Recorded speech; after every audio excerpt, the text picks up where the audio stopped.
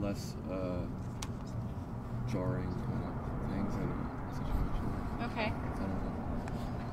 I mean, to me, it kind of, if my other acoustic horizon was like that, and then your voice appeared, it went kind of like this. Mm-hmm. Like, to me, it is always helpful to imagine it as like a 3D bubble, and then that So bubble. you have an image. Sometimes we can make an image projection of it. Okay. So that bubble just kind of. Yeah, and then like. It's not a round bubble, but it's like a bubble that stretches out in this direction, then it stretches out in that direction, and then when your voice appeared, and it contracted on the side and expanded, like in the middle. Okay. Pretty like big. Okay. My intention and my desire is to find different situations for our listening, in which we can experience an environment that sort of maybe doesn't have obvious dominant sounds happening right now, so that this sort of horizon is kind of moving and shifting and stuff.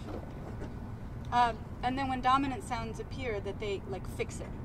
They give it a kind of limit, like it's there, like a wall. That's what a wall does to you, right? It sort of fixes your sense of a space being here, as opposed to space is always this moving bubble thing that shrinks and expands, and there's no absoluteness to it. And so one of the ways for me to get at the question of what power is that power is the ability to make space as fixed. Power is the ability to create an experience of space that is absolute, that doesn't present itself as this fluid thing that is expanding and moving and shifting. At any moment it will change, and it's under construction, and that space is like, it is here, boom, that's it, right? And so this sort of experiment with the horizon of silence is trying to get at two different notions of space. One in which you can actually train yourself to perceive space as something that is always being made. It's never finished. It's never absolute. And the other in which space appears as this fixed, rigid thing. And I think in our culture we have both, right? We have like the space of neoliberal globalization is a space in which on the one hand capital flows freely, has no limits, it's always in flux. There's no like way to grab it and fix it.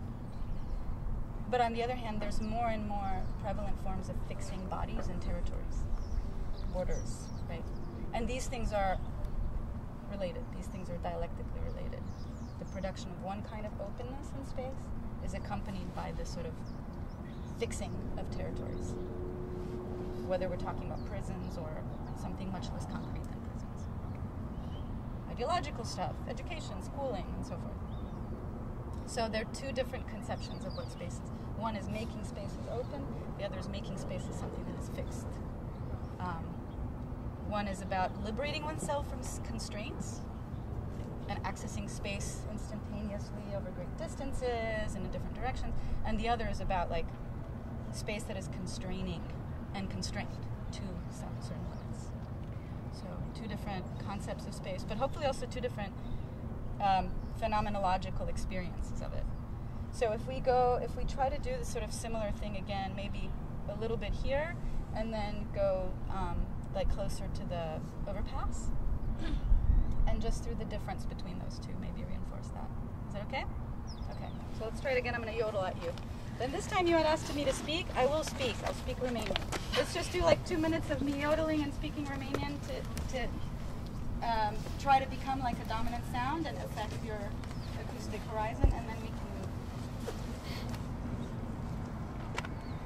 So see if you can listen for your acoustic horizon again and how it's shifting, and then I'll try to affect it.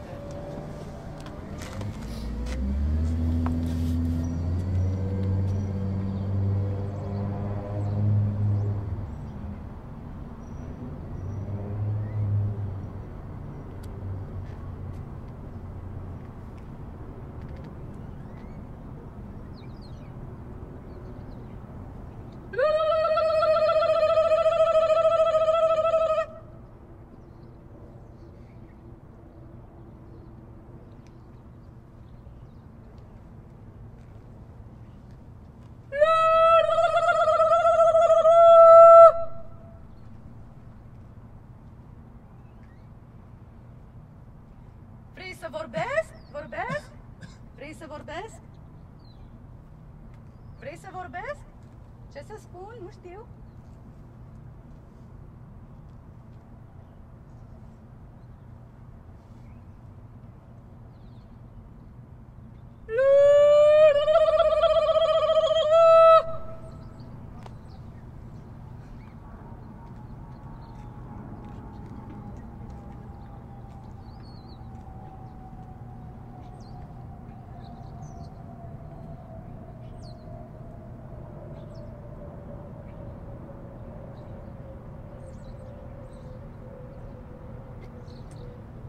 You want to move to the next location and just experience some differences?